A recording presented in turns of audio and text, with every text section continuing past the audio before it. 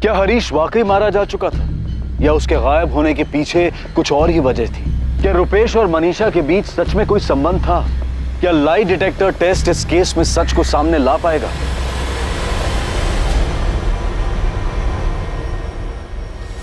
रवि, जितना जल्दी हो सकता है मुझे 444689 इस नंबर की डिटेल्स निकाल कर दो। जो भी बंदा हरीश का ये फोन यूज कर रहा है उसने फोन स्विच ऑफ कर रखा है। इस नंबर तक पहुंचना हमारे लिए बहुत जरूरी है। Inspector Sharma, lie detector test की रीडिंग मुझे मिल गई है। मुझे 2 दिन लगेगा सारे रीडिंग की टेस्ट करके एनालिसिस करने के लिए, तभी मैं कुछ कह पाऊंगा।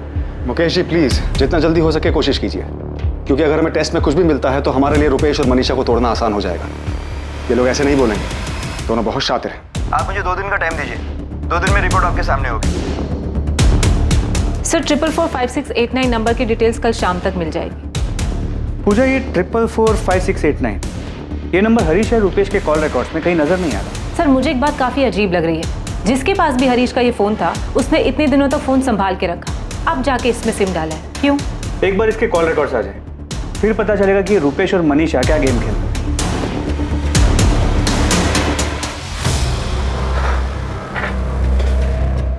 क्या हो रुपेश, लाई डिटेक्टर टेस्ट में पुलिस ने क्या पूछा? वही जो कस्टडी में पूछ रहे थे। इस बार नया ये था कि कुछ तार वार लगाए थे उन लोगों ने। तो उससे सच पता चल जाता है क्या? पता नहीं, कह तो रहे थे। यार मैं तो शुरू से ही सच बोलता आ रहा हूँ, जो वो लोग मानने को तैयार ही नहीं है। बीना, मनीषा कैसी है?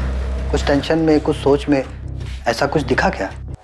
नहीं, शक्ल से तो ऐसा कुछ नहीं दिख रहा है। मैं उसे मंदिर ले गई थी, भगवान की कसम दिलवाकर मैंने उससे पूछा कि रुपेश और उसके बीच में कुछ है क्या, पर तब भी उसने यही कहा कि ऐसा कुछ नहीं है। कुछ समझ में नहीं आ रहा। मनीषा भी तो इतना सब कुछ होने के बाद भी एक बार भी कहीं से दुखी नहीं नजर आ रही। वही तो, कुछ समझ में नहीं आ रहा इनके बीच कब हुआ है, क्या हुआ है। और मनीषा कुछ बोल भी तो नहीं रही।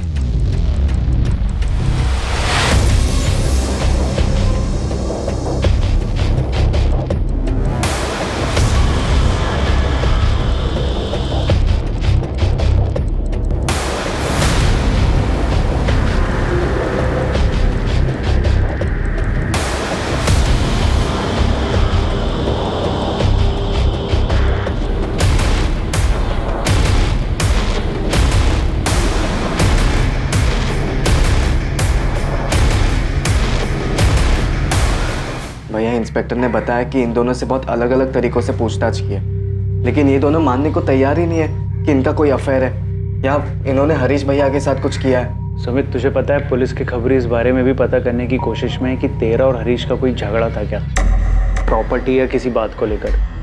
मैं ये नहीं कह रहा हूँ कि उन्हें कुछ मिलेगा, पर वो लोग ये एंगल भी देख रहे हैं। मनीषा को सजा होनी चाहिए क्योंकि वो झूठ बोल रही है, लेकिन मनीषा बताए तो सही कि उस दिन हरीश से कौन मिलने आया और कहाँ है वो, क्या हुआ उसके साथ। सुमित, कुछ भी हो जाए तू और अंकल इस केस में बिल्कुल ढील मत देना, वरना वो रुपेश और मनीषा दोनों साफ साफ बच निकलेंगे।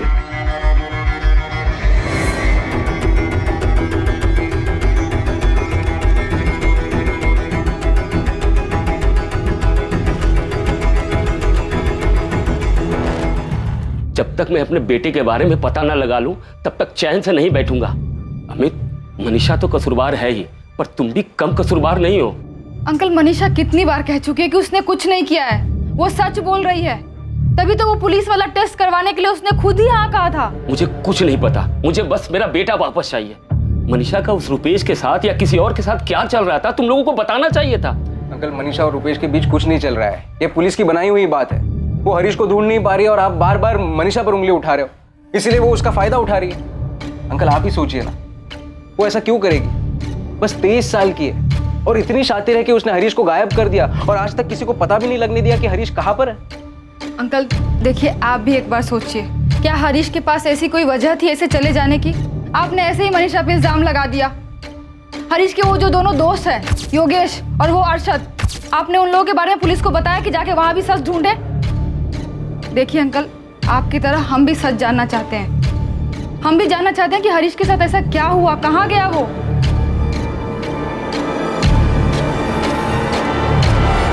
तेरा हीरो का है हरीश, वो भी आने वाला था ना साथ में? आए ना, वो रास्ते में उनका कोई दोस्त मिल गया था तो बोले कि 10-15 मिनट बाद उससे मिलकर आएंगे। दोपहर में भी मैंने फ़ोन किया था, उस समय भी फ़ोन बंद था। कोई काम में अटक गया होगा। चल मनीषा, मैं तुझे घर छोड़ देता हूँ। आजा।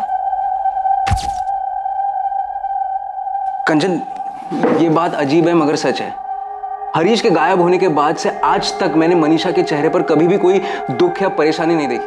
अमित, अब आप भी मनीषा पर... नहीं, मैं इल्जाम नहीं लगा रहा हूँ, मगर तुम ही सोचो, तुम्हें ये बात अजीब नहीं लगती कि हरीश के वापस ना आने से मनीषा को जरा भी दुख नहीं हुआ, जरा भी फर्क नहीं पड़ा? 2 दिन बाद क्राइम ब्रांच को उस आदमी की जानकारी मिली जो हरीश का फोन इस्तेमाल कर रहा था। समीर चंद्रा, रुद्र विहार का एड्रेस। रुद्र विहार? सर ये तो मूर्तिगंज के पास है, जहाँ पर हरीश का फोन स्विच ऑफ हुआ था।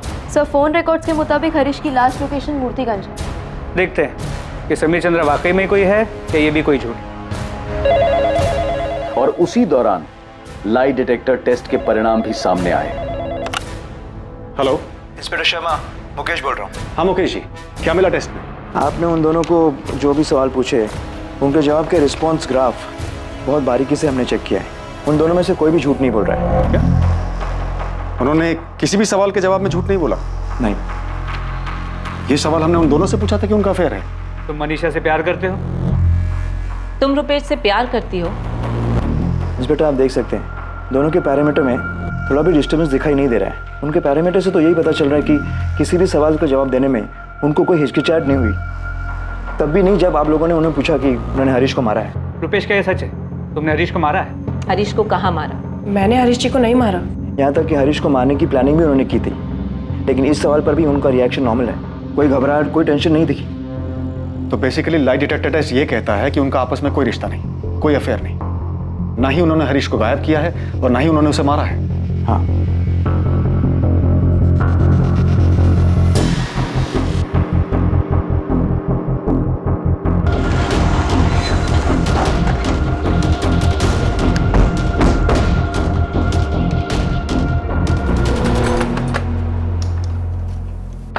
जी कहिए। समीर चंद्रा यहीं रहता है? आप लोग कौन? Crime branch. जी, मैं ही समीर चंद्रा हूँ। कहिए, क्या काम है? तूने फोन क्यों काटा? हेलो, कौन बोल रहा है? आप बताओ, आप कौन बोल रहे हो? मैं क्राइम ब्रांच से बोल रहा हूँ। ये फोन जिससे तुम अभी बात कर रहे हो हरीश राठौर के नाम का है। सब मैं कुछ समझा नहीं। मैंने फोन किया था तुझे, और जब पूछा कि हरीश का फोन तेरे पास कैसे आया, तूने फोन काट दिया। अब तू हरीश का फोन खुद से हमें देगा या हम हमारे तरीके से तेरे घर में ढूंढे?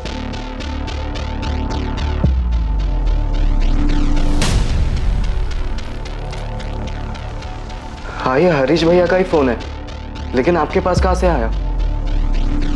ये फोन हमें समीर चंद्र नाम के एक आदमी के पास से मिला है। किसी फैक्ट्री में ड्रिल ऑपरेटर है। मैम, लेकिन उस आदमी के पास हरीश भैया का फोन कहाँ से आया? पूछताछ शुरू की है, जल्दी पता चल जाएगा। बलराम जी, आपने समीर चंद्रा का नाम कभी नहीं सुना? नहीं, पर आप ये कैसे कह रहे हैं कि मनीषा सब सच बोल रही है? ये कैसा लाई डिटेक्टर टेस्ट है आपका? देखिए बलराम जी, जरूरी नहीं कि टेस्ट में जो आए वो सही हो, लेकिन ये भी सच है कि रिपोर्ट्स के हिसाब से मनीषा और रुपेश दोनों झूठ नहीं बोल रहे। हम इस समीर चंद्रा से पूछताछ कर रहे हैं, हो सकता है इसका हरीश के गायब होने में कोई हाथ हो। अब मनीषा झूठ बोल रही है, बहुत चालाक है वो। जिस दिन मेरा बेटा गायब हुआ, उसके चेहरे पे जरा सा भी दुख नहीं था, जरा सा भी शिकन नहीं थी, जैसे उसका पति नहीं कोई ऐरा गहरा हो।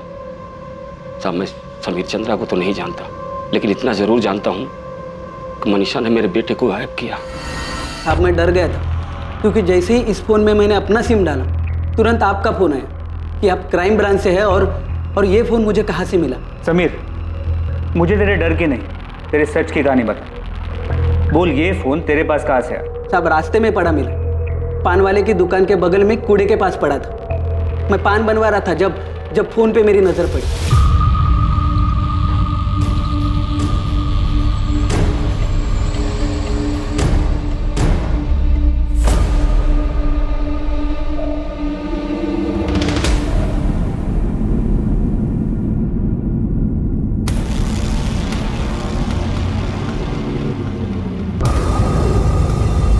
मैंने फोन उठाया और घर चला गया। तो बिना मार खाए नहीं बोलेगा ना? फोन रास्ते पे पड़ा हुआ मिला, तूने उठा लिया, बेवकूफ समझ रखा है? साहब, मैं सच बोल रहा हूँ, मुझे रास्ते में पड़ा मिला था। सर, तब से झूठी कहानी सुना रहे। देख, इससे पहले कि हम तुझसे अपने तरीके से सच बुलवाएं तो खुद ही बोल दे, तूने ही जबलपुर के रुपेश तिवारी के साथ मिलकर मारा ना हरीश राठौर को? मारा? मैंने किसको मारा साहब? और मैं जानता तक नहीं ये हरीश राठौर कौन है। अगर तू इतना ही मासूम है तो मेरा फोन क्यों कट किया और उसके बाद फोन स्विच ऑफ क्यों कर दिया? इतने दिनों बाद मोबाइल में सिम डाला और पहला ही फोन आपका आया तो मैं डर गया था साहब। साला ये क्या मामला है, कहीं मैं फंसना चाहता। तो चुका है, हरीश को गायब हुए 2.5 महीने बीत चुके हैं। इतने दिनों से तेरे पास फोन था, तूने अब जाके चालू किया? साहब मैं गरीब आदमी, एक फैक्ट्री में ड्रिलिंग का काम करता हूँ, मैं क्या किसी को मारूंगा साहब?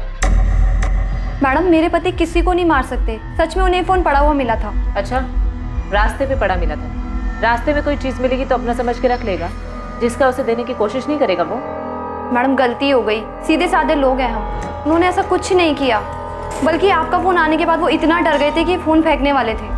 मैंने सोचा कभी आप लोग मुझे ढूंढते हुए आए तो मैं आपको सब सच बोल दूंगा, इसलिए फ़ोन नहीं फेंका, अपने ही पास रखा। मैडम अगर उन्होंने मर्डर किया होता या कोई गलत काम किया होता तो हम लोग अब तक यहाँ रुकते, भाग गए होते। कपिल इसे छोड़ना मत, बिठा के रखो, पूरी हिस्ट्री निकालो इसकी, पैदा होने से लेकर अब तक की। 2.5 महीने फोन संभाल के रखा है इसने, पूरी पॉसिबिलिटी के हरीश के गायब होने में और उसके मर्डर में इसी का हाथ हो। हाँ मम्मी, अमित गए थे पुलिस स्टेशन, आकर बताया कि मनीषा और रुपेश सच बोल रहे थे। तो बेटा वो जो टेस्ट बोल रहे थे उसमें उनको ज़्यादा कुछ नहीं बताया मम्मी, बस इतना बताया कि उस टेस्ट में मनीषा के खिलाफ कुछ नहीं मिला है। पर अभी भी ये नहीं पता चला है कि हरीश कहाँ गया, क्या हुआ उसके साथ। बस बता रहे थे कि क्राइम ब्रांच वाले ने किसी आदमी को पकड़ा है जिसके पास हरीश का फ़ोन मिला है, उसी से पूछताछ कर रहे हैं सब।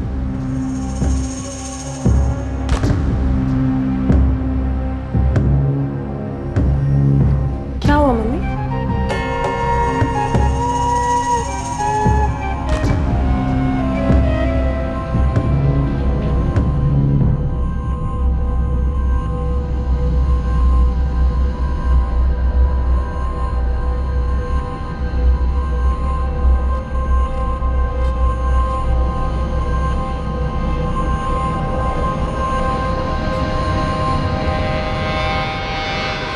नहीं, कभी नहीं मिला इससे और न कभी देखा। हम नहीं जानते सर समीर चंद्रा को, और ना कभी हरीश भैया के मुंह से इसका नाम सुना। अगर इसने हरीश को मारा तो क्यों मारा? क्या दुश्मनी थी मेरे बेटे से? बलराम जी, इसने कुछ किया है या नहीं अभी कह नहीं सकते, फिलहाल इसके बारे में पूछताछ जारी है। सर, हम हरीश के दोस्त अरशद और योगेश को भी बुलाकर समीर की पहचान करवा रहे हैं।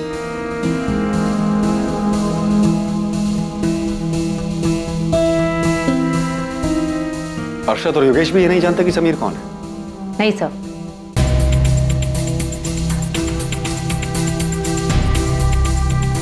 मजदूर आदमी है सब, कोई क्रिमिनल हिस्ट्री भी नहीं है समीर की, दूर दूर तक कोई हिस्ट्री शीटर से जान पहचान भी नहीं है। मतलब ये पॉसिबल है कि उसे हरीश का फोन सड़क पे पड़ा हुआ मिला? ऐसा ही लग रहा है साहब, गरीब आदमी है, लालच में फोन रख लिया होगा। हमसे इस मामले में कहाँ चूक हो रही है? सारी मेहनत बेकार जा रही है। पहले ही रुपेश तिवारी वाला एंगल सामने आया, लगा केस क्रैक हो गया है, और कुछ नहीं मिला। और ये समीर के मामले में भी सब कुछ डेड एंड पे जाके खत्म हो रहा है। मुझे नहीं लगा था कि लाई डिटेक्टर टेस्ट कराने का कोई फायदा नहीं होगा, पर अब भी मुझे यही लगता है कि मनीषा और रुपेश ने ही हरीश को मारा है। हम गलत नहीं थे सर। हमने उन्हें इतने सारे सवालों में उलझाया था, फिर कैसे? कपिल, अब उस पर एनालिसिस करने का कोई फायदा नहीं। हमें यह सोचना होगा कि कौन से तरीके से आगे बढ़ा जाए ताकि उनके खिलाफ हमें कोई सबूत मिल सके, कोई सुराग मिल सके। हमें उन दोनों पर नजर रखनी चाहिए, क्योंकि मर्डर के बाद का भी तो कोई प्लान होगा उनका। जाहिर है ये दोनों जितने शातिर हैं, इन्होंने सोचा ही होगा कि पुलिस आएगी, छानबीन करेगी, तो कुछ टाइम तक शांत रहना पड़ेगा, उसके बाद हम अपने प्लान को आगे बढ़ाएंगे। रुपेश तिवारी पर निगरानी अब भी जारी थी, उसकी हर गतिविधि पर क्राइम ब्रांच की नजर थी। रुपेश और मनीषा अब भी पार्क में लगातार मिल रहे थे। रुपेश और मनीषा पर अब निगरानी रखने का मकसद यह पता करना था कि अगर उन दोनों ने हरीश को मारा है तो कैसे, और हरीश की लाश कहां थी।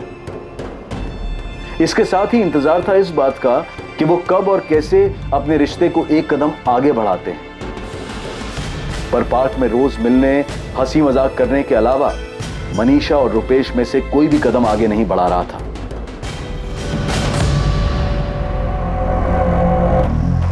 कितनी शांत और खुश लग रही है, जैसे कि कुछ हुआ ही नहीं। यस सर, इसे किसी चीज से कोई फर्क ही नहीं पड़ रहा है।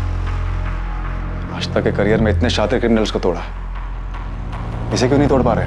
सर ताज्जुब की बात तो ये है कि बिना किसी कांटेक्ट के, बिना किसी बातचीत के ये दोनों इतना बड़ा कांड कर कैसे पाए, वो भी इतनी सफाई से कि आज तक हमें हरीश का नाम और निशान तक नहीं मिला।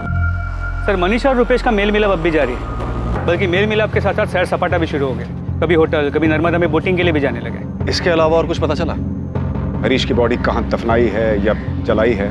नहीं सर, मनीषा और रुपेश का सारा कच्चा चिट्टा खोल दिया, लेकिन रत्ती भर भी खबर नहीं लगी कि हरीश को कहाँ गायब किया, कैसे मारा, और उसकी बॉडी को कहाँ और कैसे ठिकाने लगा। कहीं हम गलत ट्रैक पे तो नहीं जा रहे कपिल? ये मनीषा और रुपेश के चक्कर में कोई और मोटिव, कोई और कल्प्रिट छूट तो नहीं रहा हमसे?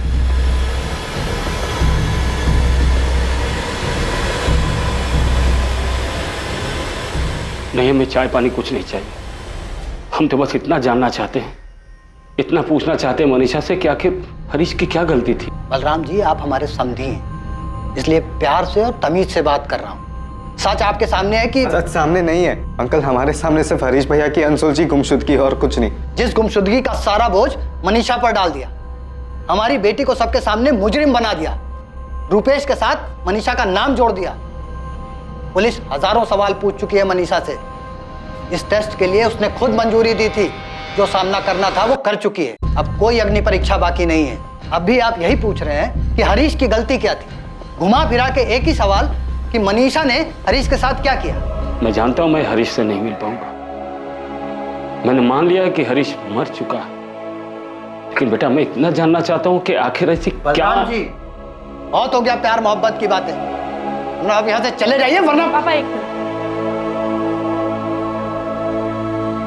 पापा जी, देवर जी, मेरे और हरीश जी के बीच कोई झगड़ा, कोई अनबन नहीं थी। इतना जान ही कहाँ पाए थे एक दूसरे को कि झगड़ा या अनबन होती। मैंने आपसे पहले भी कहा और फिर कह रही हूँ, मैंने नहीं देखा वो कौन दोस्त था जिसने हरीश जी को आवाज़ दी थी। बस यही मेरी सबसे बड़ी गलती हो गई, जैसे आप लोग साजिश मानते हैं। पापा जी, आपने उम्मीद छोड़ दी होगी, लेकिन मैंने नहीं छोड़ी। मैं तो आज भी चाहती हूँ पता चल जाए हरीश जी कहाँ हैं, उनके साथ क्या हुआ है। पापा जी, मुझे ज़्यादा रोना नहीं आता, ज़्यादा दुख दिखाना भी नहीं आता, पर इसका मतलब ये नहीं कि मुझे दुख नहीं होता। मैं नहीं जानती हरीश जी के साथ क्या हुआ है, वो किस दोस्त के साथ गए थे। मैंने हरीश जी के साथ कुछ नहीं किया।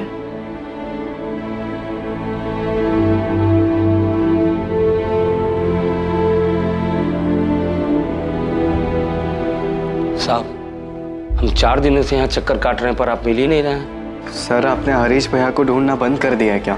हाँ बलराम जी, सुमित, ये सच है कि अभी हम दूसरे केसेस देख रहे हैं, लेकिन अगर हमें हरीश के केस में छोटा सा भी सुराग मिला तो हम दोबारा पूरे जोर शोर से हरीश के केस पर वापस लग जाएंगे। हमने उसके दोस्तों से भी बात की, वो अरशद और योगेश, उन दोनों से अलग अलग तरीके से बातचीत की, लेकिन अभी तक कोई भी एंगल समझ में नहीं आ रहा। तो आप मनीषा और रुपेश को यूं ही छोड़ देंगे? साहब, मैं जानता हूं कि उन्होंने ही मिलकर मेरे हरीश। क्या करें? शक के बिना पे गोली मार दें उनको? आप अच्छी तरह जानते हैं कि हम पूरी कोशिश कर रहे हैं। हमें भी शक है कि रुपेश और मनीषा ने। सर, जब आपको शक है तो आप उन्हें इस तरह ऐसे खुला क्यों छोड़ रहे? पकड़िए ना उनको। हम गए थे भाभी के घर पे, हमने देखा जो कुछ भी बोल रही थी साफ साफ लग रहा था नाटक कर रही है। इतना सा भी दुख नहीं था उनके चेहरे पे। दुख पछतावा नहीं है, ये हमने भी देखा है, लेकिन ना तो ये कोई सबूत है, ना इसके बिना पर कोई केस बनता है।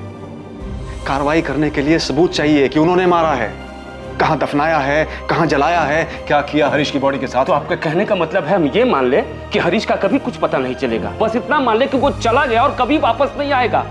वो तो क्या, उससे जुड़े हुए किसी सवाल का जवाब तक नहीं आएगा। देखिए बलराम, फिलहाल मैं आपकी किसी बात का जवाब नहीं दे सकता जिससे आपको तसल्ली हो। एक्चुअली मैं ना तो आपको जवाब दे सकता और ना खुद को।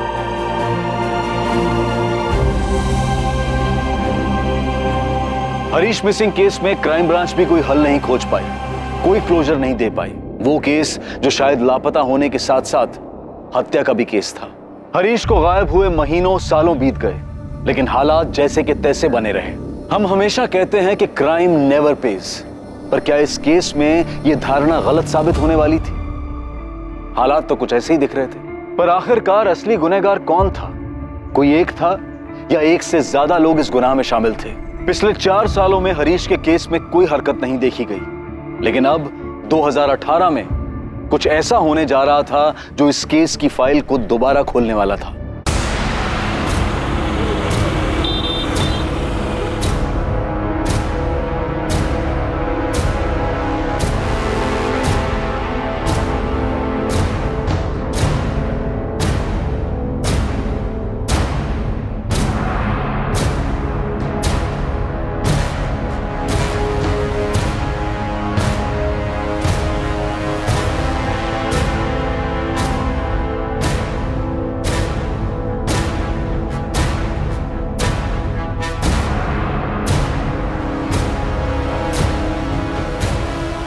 बिरजू मुझे सच बता दे, शूट आउट में तेरे साथ और कौन कौन था? देख मैं वादा करता हूँ तेरी बेल का इंतजाम करवा। खाली बेल नहीं साहब, आपको मुझे अंडरग्राउंड भी करवाना पड़ेगा, क्योंकि इसके बाद वो लोग हाथ धोकर मेरे पीछे पड़ जाएंगे। सर एक मिनट सर, वो हरीश राठौर मिसिंग केस याद है आप? उसे कैसे भूल सकता हूँ? 4 साल से एक आदमी गायब है, आज तक उसका पता नहीं चला। सर उसी केस के सिलसिले में जबलपुर से हमारे खबरी पंकज का फोन आया। कुछ हुआ है क्या वहाँ? जी सर, हरीश की बीवी मनीषा घर छोड़ के भाग गई। पंकज लाइन पे।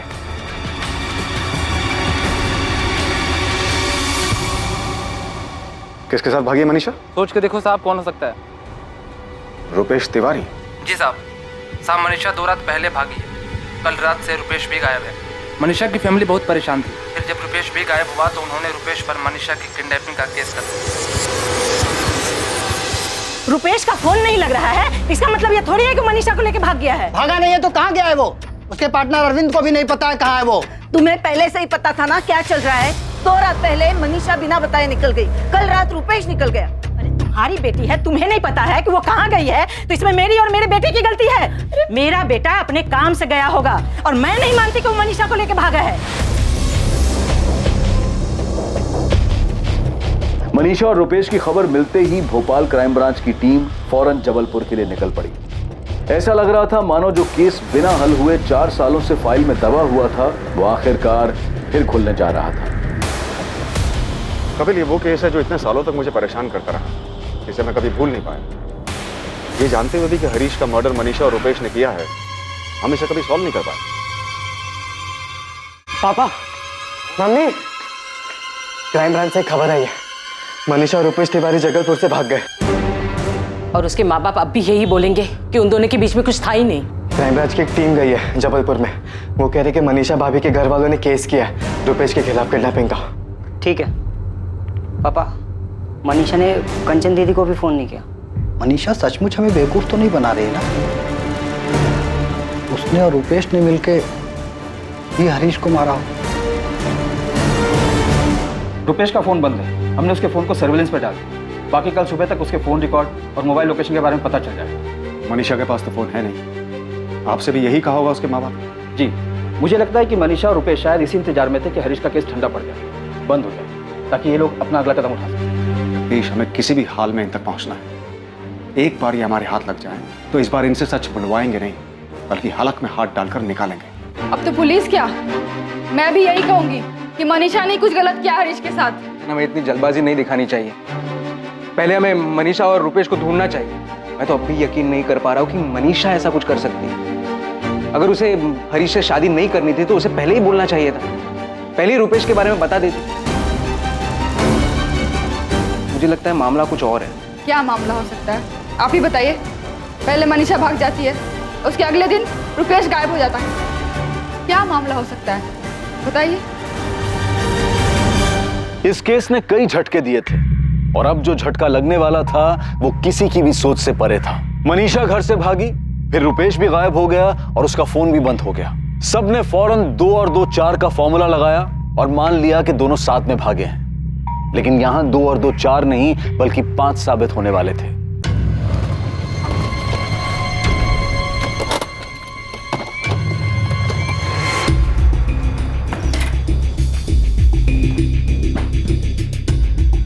अरे तूने मनीषा कहाँ है मनीषा? तेरा दिमाग तो ठीक है, छोड़ मुझे क्या पता मनीषा कहाँ पर है। देख रुपेश, बहुत हो गया तेरा नाटक, अब सच सच बता कहाँ है मनीषा? मुझे नहीं पता मनीषा कहाँ पर है।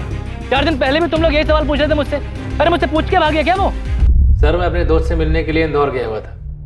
वहाँ पर भी एक ट्रैवल एजेंसी खोलने के बारे में बात करने के लिए। मेरा फोन पानी में गिर गया था, इसीलिए बंद है। आप चाहें तो फोन करके पता कर सकते हैं, फोन अभी भी बंद है। सर फोन तो क्या, मेरा तो सिम भी खराब हो गया। नए सिम के लिए कंपनी में रिक्वेस्ट दी हुई। रुपेश, इस बार तेरा कोई झूठ नहीं चलेगा, समझा? या तो तू सच बोलेगा या फिर डंडे खाएगा। सर आपको डंडा मारना है, जो करना है कीजिए, और मैं फिर भी यही कहूँगा कि मनीषा मेरे साथ नहीं भागी। सर मनीषा और मेरे बीच में ना तो कभी कोई ऐसा रिश्ता था और ना ही है। इतने साल बाद आप अभी भी इस बात पर क्यों अटके हुए हैं?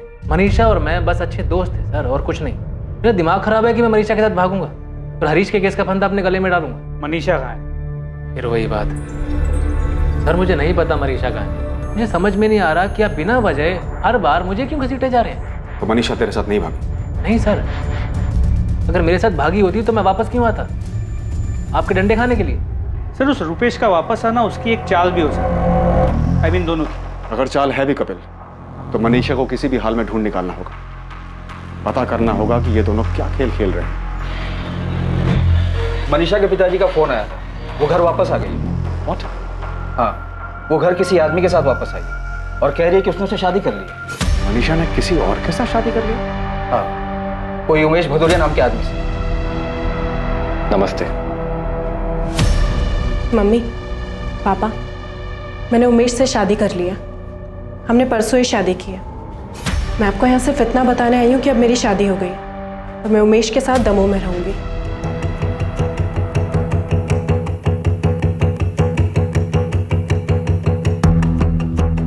मैं 2 साल पहले उमेश से ही जबलपुर में मिली थी। हम दोनों के बीच बातचीत थी। मुझे उमेश अच्छे लगने लगे और फिर मैंने उनसे शादी करने का फैसला कर लिया। फैसला कर लिया? तू इतनी बड़ी हो गई कि फैसला करने लगी? हमें पूछने बताने की जरूरत नहीं समझी? मम्मी, मैं हरीश जी के गायब होने, उनके मरने का बोझ अपने सर पर उठाते उठाते थक गई हूँ। मेरी भी एक जिंदगी है, मैं भी जीना चाहती हूँ, पर इस बारे में तो किसी ने सोचा ही नहीं। और अगर मैं उमेश के बारे में बताती तो भी क्या होता? फिर से वही तमाशा शुरू होता। हरीश जी के घर वाले पुलिस के साथ यहाँ धरना देते और कहते, देखा, इसलिए इसने हरीश को मारा था। और मैं कब तक ऐसे पति ऐसी शादी के सहारे जीती जो 4 साल पहले ही चला गया, और उसके गायब होने की वजह से मुझे न जाने क्या क्या सहना पड़ा। हजारों सवालों के जवाब देने पड़े।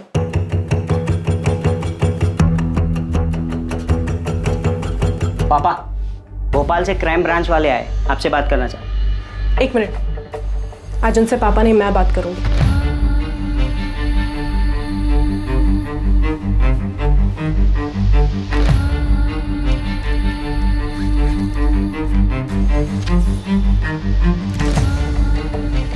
ये मेरी और उमेश की शादी का सर्टिफिकेट। हमने परसों मंदिर में शादी की और दमोह में शादी को रजिस्टर करवाया। अब प्लीज़ इसे ध्यान से देख लीजिए, क्योंकि आज के बाद मैं आपको कोई सफाई नहीं देना चाहती। हो गई तसल्ली?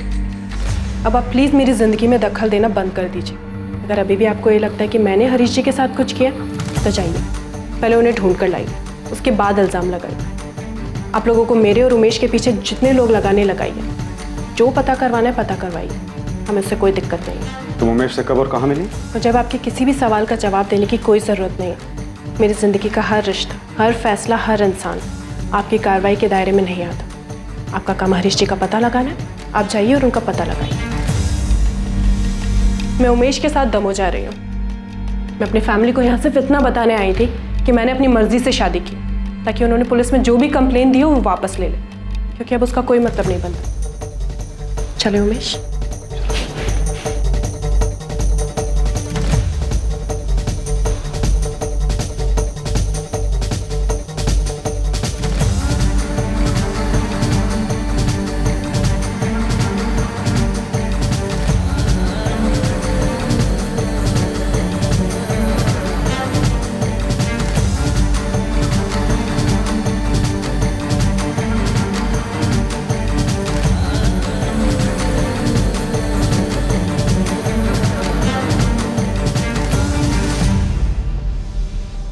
साहब, कहीं मनीषा ने रुपेश के बजाय उमेश के साथ मिलकर तो नहीं? बलराम जी, हम उमेश के बारे में पता लगा रहे हैं, लेकिन अभी तक ऐसा कुछ भी सामने नहीं आया है कि हरीश के साथ शादी करने से पहले मनीषा और उमेश एक दूसरे को जानते थे। यहां तक कि मनीषा के परिवार में भी कोई उमेश को नहीं जानता। सर, ये मनीषा बहुत शातिर है। पहले आपको रुपेश के साथ इतना सब कुछ मिला और अभी अचानक से उमेश आ गया। सर, उमेश का आना भी मनीषा की कोई प्लानिंग होगी। ये पक्का कोई खेल खेल रही है सर। सुमित, हम मनीषा की चाल समझने की कोशिश कर रहे हैं कि आखिर ये चल क्या रहा है। 4 साल बाद हमें लगा कि हरीश के केस में कुछ हाथ आया है, लेकिन जब वहां जाकर देखा तो उसका कुछ अलग ही पैतरा सामने आया। आपने पहले भी तो पूछताछ की थी, तो कौन सा सच सामने आ गया? पता नहीं, ऐसे ही लाई डिटेक्टर टेस्ट में भी झूठ बोला और किसी की नजर के सामने ना आया। बलराम जी, सर कुछ ऐसा नहीं जिससे इनसे सच उगलवा लिया जाए कि इन्होंने हरीश भैया के साथ क्या किया है, क्यों किया है। सुमित, अभी मैं सिर्फ इतना कह सकता हूं कि हम पूरी कोशिश करेंगे, वो सब करेंगे जिससे हरीश का पता लग सके और सच बाहर आ सके। मनीषा की जिंदगी में एक नया किरदार आया, उमेश भदौरिया। इस उमेश भदौरिया की हर हरकत पर पुलिस की नजर थी। मनीषा पर भी नजर रखी जा रही थी।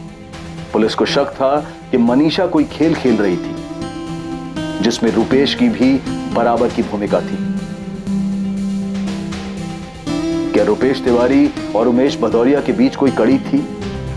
नहीं सर, फोन रिकॉर्ड्स में ऐसा कुछ नहीं मिला जिससे ये पता लगे कि रुपेश और उमेश का कोई कनेक्शन है। पूजा के ये रुपेश, मनीषा और उमेश सच में कोई खेल खेल रहे इतने शातिर, या फिर हम इनके पीछे पड़ के एक बंद अंधेरी गली में चक्कर काट रहे हैं? मैं इतना कह सकती हूँ कि हम गलत ट्रैक पर नहीं है। मनीषा ने हरीश को मारा है, हम पहले भी ये बात जानते थे और आज भी जानते हैं। बस एक बात समझ नहीं आ रही कि उनका सच सामने कैसे लाए। हमने उनका लाइट डिटेक्टर टेस्ट करवाया था जिसमें उन्होंने साफ झूठ बोला।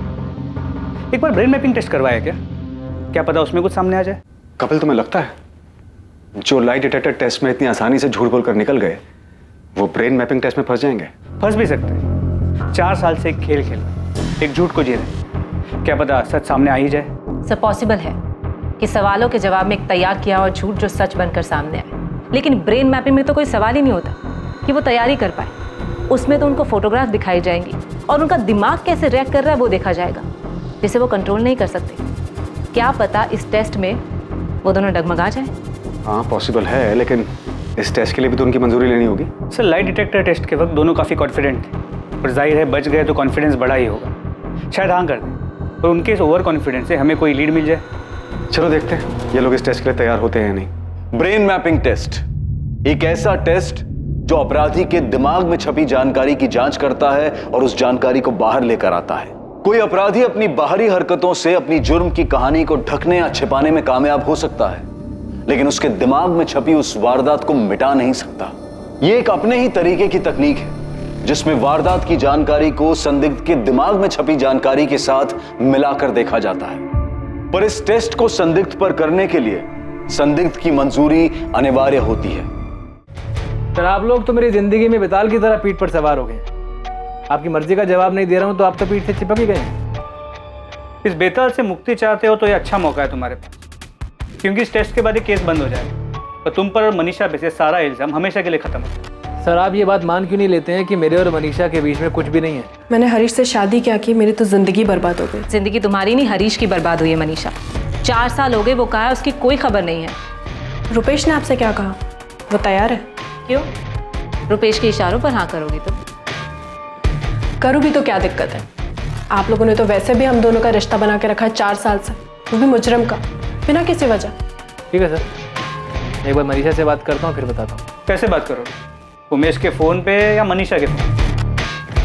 सर, आप जो चाहो पैतरा लगा दो, और यही सच है कि मेरे और मनीषा के बीच में कुछ भी नहीं है और हरीश को गायब करने या मारने में मेरा कोई हाथ नहीं। तो फिर तो तुम्हें ब्रेन मैपिंग टेस्ट करने के लिए हाँ कर देना चाहिए, क्योंकि इससे हमेशा के लिए साबित हो जाएगा कि तुम्हारा इसमें कोई रोल नहीं।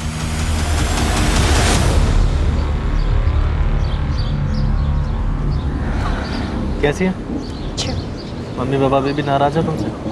हाँ, यही कहते रहते हैं कि क्या हरकत की है, कौन है उमेश, और वही सारी बातें। ये क्राइम ब्रांच वालों ने ब्रेन मैपिंग टेस्ट को लेकर दिमाग खराब कर रखा है, बहुत परेशान किया हुआ है। हाँ, मुझे भी। क्या कहती है?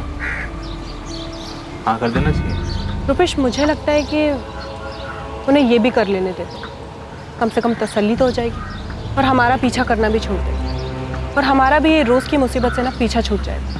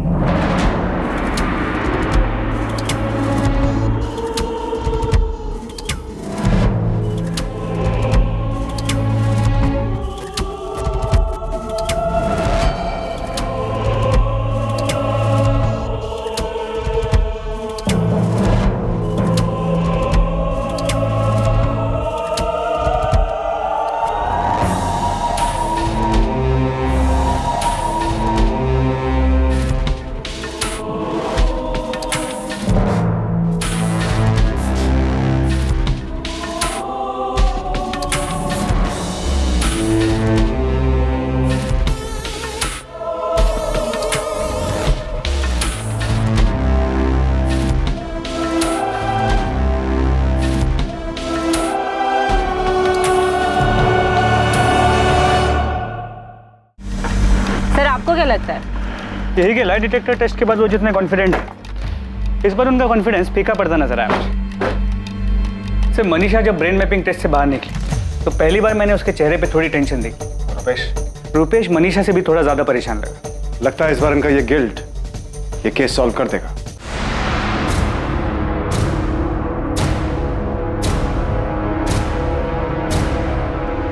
मनीषा, उन लोगों को कैसे पता चला? रुपेश, मुझे नहीं पता उन्हें कैसे पता चला। नहीं, उन लोगों को कुछ नहीं पता। उन लोगों को किसी भी हाल में कुछ पता चल ही नहीं सकता। कुछ पता नहीं चल सकता तो उन्होंने वो फोटो हमें क्यों दिखाया? जबकि ये तो मुझे भी नहीं पता था, तुमने मुझे बताया था। और ये बात मैंने तुम्हारे अलावा किसी को नहीं बताई थी। रुपेश, कहीं मंजीत तो उनके हाथ नहीं लग गया? कहीं मंजीत ने तो... मनीषा, वो लोग मंजीत तक कैसे पहुंचेंगे? हो ही नहीं सकता। रुपेश, मुझे लगता है इस बार उन्हें पक्का कुछ मिला है, कुछ पता चला है। रुपेश, कुछ भी हो, पर अब मैं वापस नहीं जाना चाहती। इतना सब होने के बाद अब फिर 4 साल बाद ये... मनीषा, ऐसे घबराने की जरूरत नहीं है। मुझे नहीं लगता कि उन्हें कुछ भी मिला है। अगर उन्हें कुछ नहीं मिला तो उन्होंने हमें वो खोदी हुई जगह, वो गड्ढा, वो खोदा हुआ गड्ढा क्यों दिखाया? हो सकता है उन्होंने वो फोटो वैसे ही हमें दिखा दी हो। रुपेश, तुम अब भी इतना शांत कैसे रह सकते हो? तुम्हें टेंशन नहीं हो रही कि... मनीषा, टेंशन हो रही है, पर मुझे नहीं लगता कि मुझे लगता है ये टेस्ट हम पर भारी पड़ने वाला है। ये वो लाई डिटेक्टर टेस्ट नहीं है। इस बार वो लोग हमें नहीं छोड़ेंगे। मनीषा, कुछ नहीं होगा। वो बस हमें फंसाने की कोशिश कर रहे हैं। अब तुम ऐसे घबराओगी तो उन्हें जरूर हम पर शक हो जाएगा। तुम शांत रहो बस, बाकी मैं संभाल लूंगा।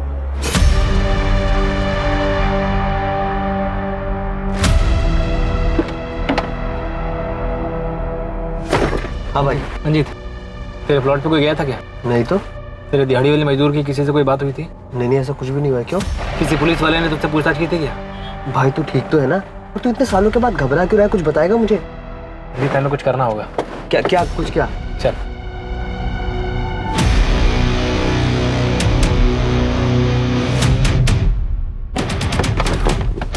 अरे रुपेश, करना क्या है बताएगा? मिसी, ऐसे यहाँ नहीं छोड़ सकते। यहाँ नहीं छोड़ सकते मतलब तेरा दिमाग तो ठीक है? करेगा क्या निकाल करके? निकाल कर डिस्ट्रॉय करना पड़ेगा ताकि उनके हाथ में कुछ भी ना लगे। अरे यार, पता नहीं तू क्या करना चाह रहा है। अरे यार, यहाँ कुछ नहीं आया, कोई खुदाई वुदाई कुछ नहीं हुई है। जीत, फावड़ा उठा, खुदाई शुरू कर। जो भी बचा उसे निकाल के खत्म करना है। अरे कंकाल के अलावा कुछ नहीं बचा होगा। जो भी बचा है निकाल के खत्म करना है, उसे शुरू कर।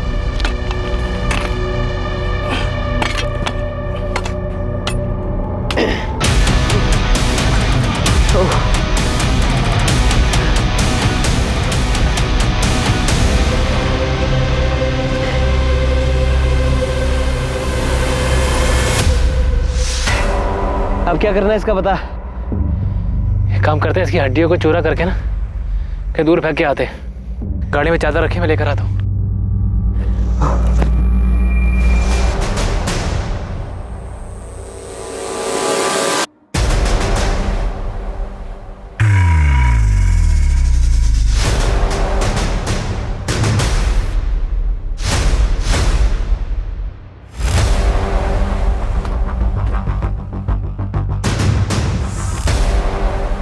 और रुपेश, क्या खोद के निकाल? हमें भी तो दिखा। चल, अरे चल। क्या है? पकड़ो उसे।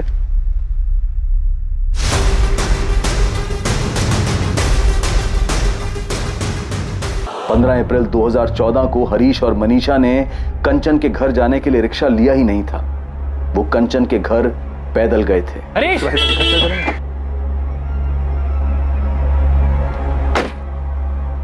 कैसे हो? मैं ठीक हूँ भाई। यहाँ कैसे? भोपाल में? भोपाल में किसी काम से आया था, वापस जा रहा था तो तुम दोनों पर नजर पड़ी, सोचा मिलते ही चलो। ठीक किया। कैसे हो मनीषा? ठीक। यार अच्छा हो तुम मिल गए। हाँ। थोड़ी देर के लिए मेरे साथ चलो ना, मुझे तुम्हारी हेल्प की जरूरत है। अभी? हाँ यार, अभी मैं मनीषा को लेकर के कंचन दीदी के यहाँ छोड़ने जा रहा था, और वहाँ से फिर काम पे भी जाना है। तो एक काम करो, तुम शाम को घर पे आ जाओ ना, बैठ के बातें करते हैं हम लोग। यार हरीश, बस आधे घंटे की बात है। एक्चुअली मैं भोपाल में एक नया काम शुरू करने की सोच रहा हूँ। तुम तो यहीं के हो, सही आइडिया दे दोगे।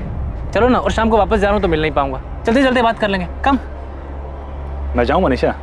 तुम अकेले चले जाओगे और मैं लौटते समय तुम्हें उठा लूंगा। चलो मनीषा, टाइम मिला तो शाम में मिलता हूँ। हाँ चल, बाय बाय। हाँ। अरे बैठे ना प्लीज।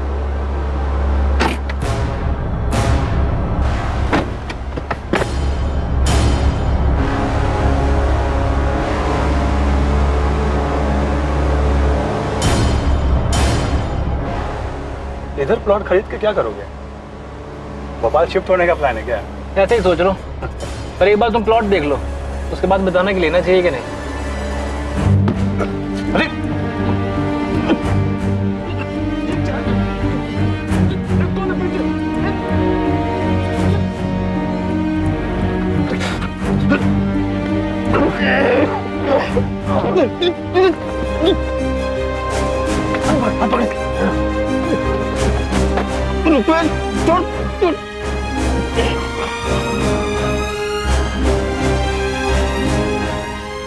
बलराम जी, हमें एक कंकाल मिला है। वो हरीश का ही है, ये कंफर्म करने के लिए हमें डीएनए टेस्ट करना पड़ा। रुपेश ने यहाँ भोपाल में हरीश को मार दिया था। जबलपुर के पास रुपेश के एक दोस्त मंजीत का प्लॉट है। मारने के बाद वो लोग हरीश की बॉडी को वहां ले गए और उस ओपन प्लॉट में दफना दिया। क्यों क्यों किया मनीषा ने ऐसा? क्योंकि मुझे रुपेश से शादी करनी थी, और अगर ये बात मैं अपने घर में बताती तो मेरे घर वाले शादी के लिए कभी तैयार नहीं होते। कैसे पता तैयार नहीं होते? तुमने तो अपने अफेयर के बारे में उन्हें कभी बताया ही नहीं। मुझे लगा था वो मना कर देंगे। तुम्हें लगा? अगर पूछा नहीं, तुम्हें यह कैसे लगा कि तुम एक शरीफ आदमी के साथ शादी कर लोगी, उसे मार दोगी और फिर बड़े आराम से रुपेश के साथ दूसरी शादी कर लोगी, आराम से जिंदगी जी लोगी? यह कैसे लगा तुम्हें? ऐसा हो नहीं पाया और मुझे लगा था ऐसा ही होगा। सर, ये बात करने के लायक नहीं। शक्ल देख लो इसकी। दो मारना है मार लो, जितना मारना है मार लो। ये उमेश कौन है? ये क्या नाटक था? रुपेश का नाटक था, क्योंकि ऐसे तो हमारी शादी होने से रही, तो हमें ये एक और नाटक करना पड़ा। रुपेश, अब क्या प्रॉब्लम है? भाग चलते हैं ना, भाग चलते हैं यहाँ से। वैसे भी हरीश को रास्ते से हटाने के बाद हम वो लाई डिटेक्टर टेस्ट से भी बच गए, और अब तो 2 साल हो चुके हैं, कोई ढूंढ भी नहीं रहा होगा उसे। अनिशा भी कुछ बोल नहीं सकते हैं।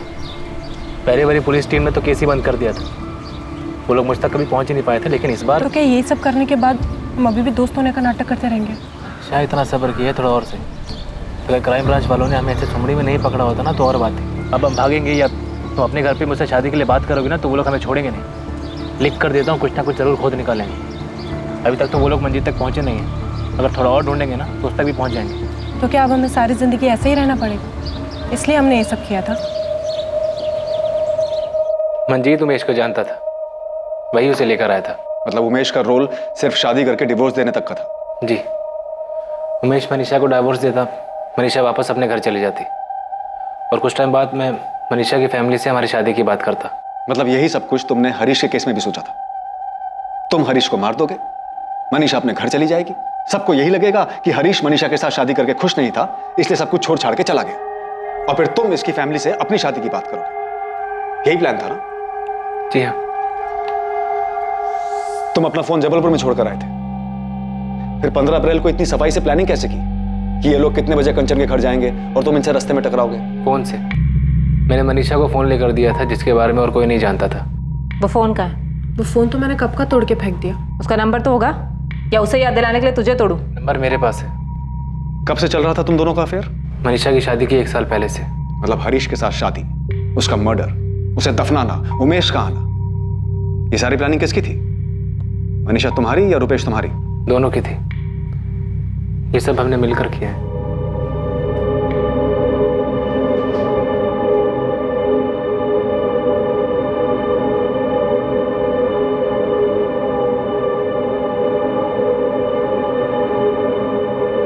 सर, ब्रेन मैपिंग टेस्ट की रिपोर्ट आ गई। क्या है रिपोर्ट में? फिर से दोनों निर्दोष साबित हुए? नहीं, रिपोर्ट के मुताबिक इस जुर्म में दोनों शामिल हैं। 4 साल बाद हरीश के परिवार और इस केस को क्लोजर मिला, जो बेशक एक दुखद अंत था, जिसका उन्हें अंदेशा पहले ही हो चुका था, पर फिर भी जानना जरूरी था कि आखिर हरीश के साथ क्या और क्यों हुआ था। रुपेश की मां को मनीषा और रुपेश के प्रेम संबंध और उन्होंने साथ में रहने के लिए जो भयानक जुर्म किए थे, उसकी जानकारी ने बेहद सदमा पहुंचाया था। मनीषा के परिवार के लिए भी इस बात पर विश्वास करना बहुत मुश्किल था कि उनकी बेटी अपने स्वार्थ के लिए इस हद तक जा सकती है। ना अच्छा शरीफ आदमी था हरीश, मनीषा ने क्या कर दिया? मनीषा चौहान पर कत्ल के लिए आईपीसी की धारा 302 और कत्ल की साजिश के लिए आईपीसी की धारा 120 बी के तहत मुकदमा दर्ज किया गया। मनीषा के साथ साथ रुपेश तिवारी और मंजीत धैया पर भी इन्हीं धाराओं के तहत मुकदमा दर्ज हुआ। क्राइम नेवर पेज, ये बात एक बार फिर से साबित हुई और मनीषा और रुपेश की अभेद साजिश के बावजूद, उनके अपने कड़े रुख से टस से मस न होने के बावजूद उन्हें कुछ नहीं मिला और आखिरकार 4 साल बाद उनका झूठ सामने आ ही गया। सच को छुपाना, झूठ का नकाब लगाए रखना, ये सारी चीजें एक दिमागी रूप से कमजोर, गलत इरादे वाले असुरक्षित इंसान का सहारा होती हैं। पर यह नकाब ज्यादा दिन तक नहीं टिकता और इससे कुछ हासिल नहीं होता और एक ना एक दिन सच्चाई सामने आ ही जाती है। और सबसे महत्वपूर्ण बात, कैसे कोई इंसान अपनी प्रेम कहानी को पूरा करने के लिए अपना घर बसाने की उम्मीद रख सकता है, जबकि उसके इस प्यार, उसके इस घर की नींव किसी मासूम की लाश पर टिकी हुई हो। अब मैं अनूप सोनी आपसे विदा लेता हूं। देखते रहें क्राइम पेट्रोल सतर्क, सोमवार से शुक्रवार रात 10:30 बजे सिर्फ सोनी टीवी पर। और याद रखें, क्राइम और आपके बीच में सिर्फ इतना फर्क है कि आप कितने सतर्क हैं। सतर्क रहें, सुरक्षित रहें। जय हिंद।